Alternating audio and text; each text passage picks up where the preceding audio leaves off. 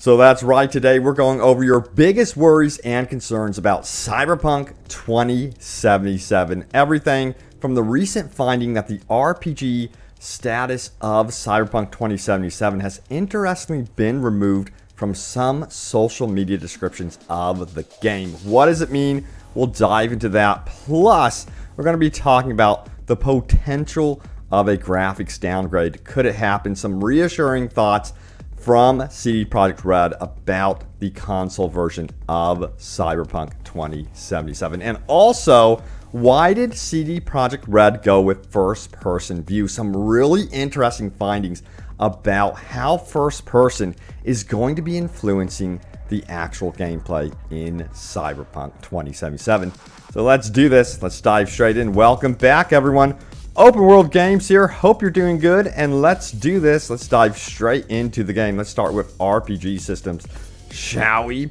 So first of all, we have this right here. This was recently posted on the Cyberpunk forums. It says RPG is excluded from game description, and it goes on to say this. As you can see, first of all, the Cyberpunk 2077 Twitter account updated its description, removing the word RPG, and it just says, "Welcome to the official Twitter account of Cyberpunk 2077, an open-world action-adventure story developed by CD Projekt Red."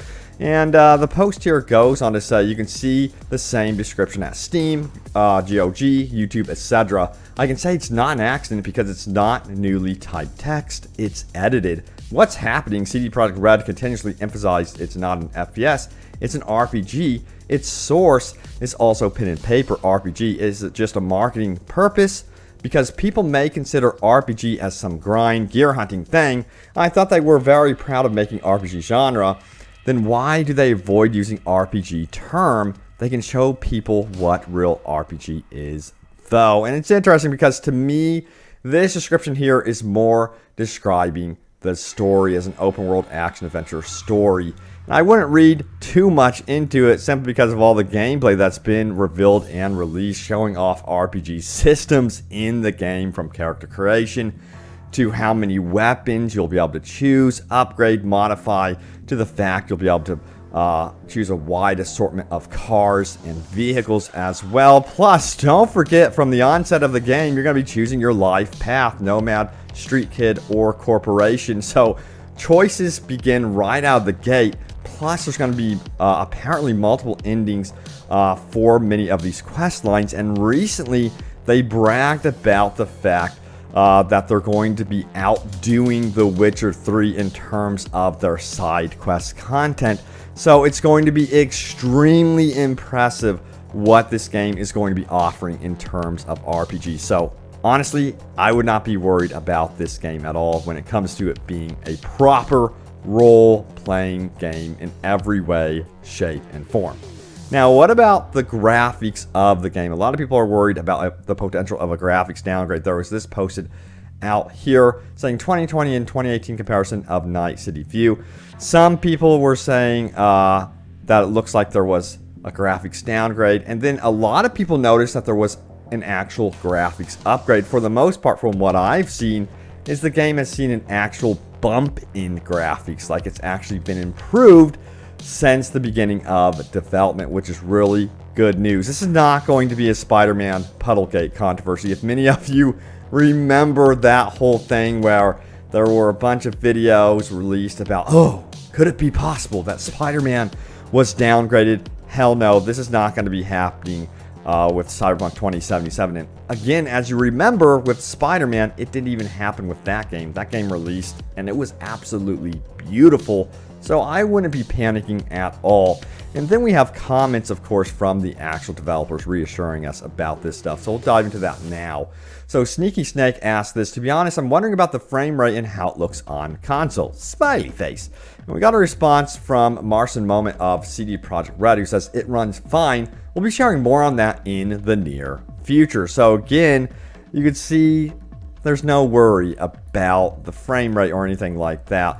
Also, you can look to their previous works. You know, when it comes to The Witcher 3, that game ran beautifully on consoles. I remember booting it up in the past few months, and I played it on Xbox One, The Witcher 3, and I was absolutely blown away by the frame rate and how this game looked. I was like, how did they achieve this? So I know they can achieve and scale, with their engine in amazing ways. So I'm totally hyped about what they're going to be doing across all platforms. So again, I wouldn't be worried about the graphics of this one at all.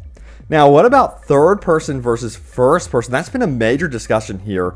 I've seen many of your comments out there under my videos, which, by the way, leave a comment down below for a chance for it to end up in a future video, because I love to highlight your top comments. But yeah, we have this right here. It says, speaking to VGC at Tokyo Game Show on Thursday, level designer Max Piers said he hopes players will understand the decision when they play the game.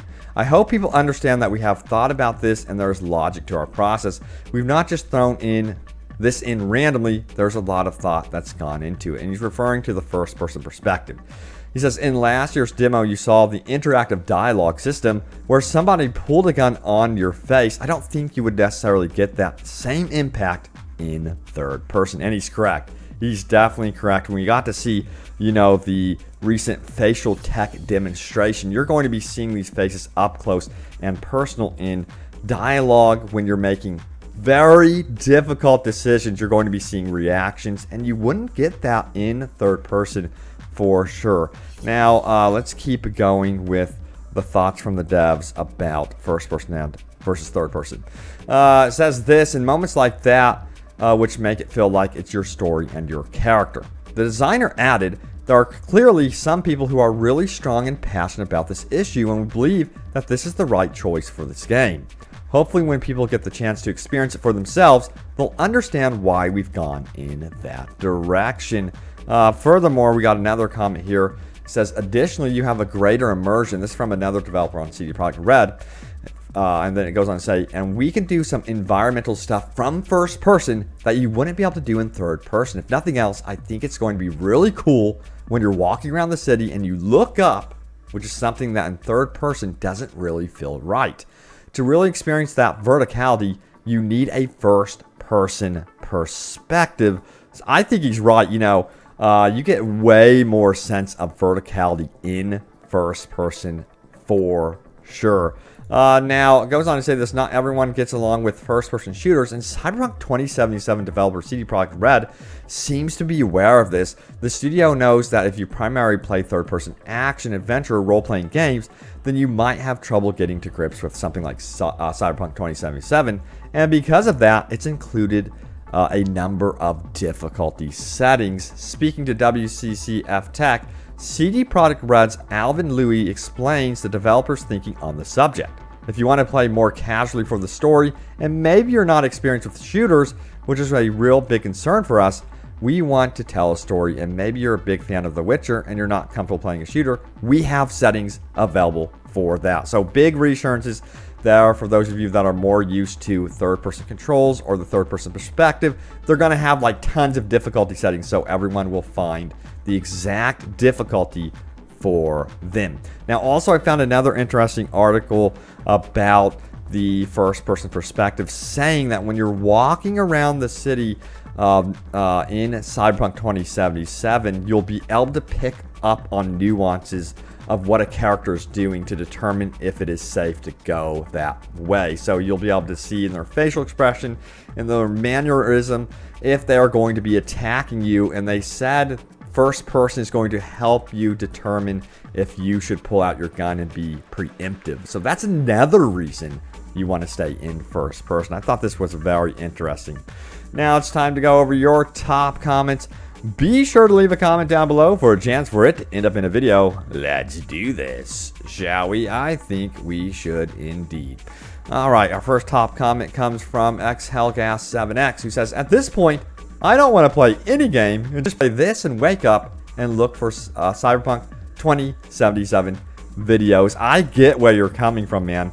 This game was announced, what was it, like 8 years ago? I remember the first CGI trailer, and I knew that it was going to be something special because it comes from CD Projekt Red. They only create quality games and products, and I am so hyped to finally sit down and experience this world. And it seems like to me, I feel like this game is going to be around forever, and people are going to remember it for a very, very long time. And when I mean forever, I think, you know, when the next gen consoles come out, like PS6, expect a remaster. You know, you're going to want to revisit Cyberpunk 2077 again. So I think it's going to be around for a very long time. And I think the modding community, I'm so curious to see what the modding community does with this game. I'm hopeful that CD Projekt Red has made this game modder friendly. You know, with The Witcher 3,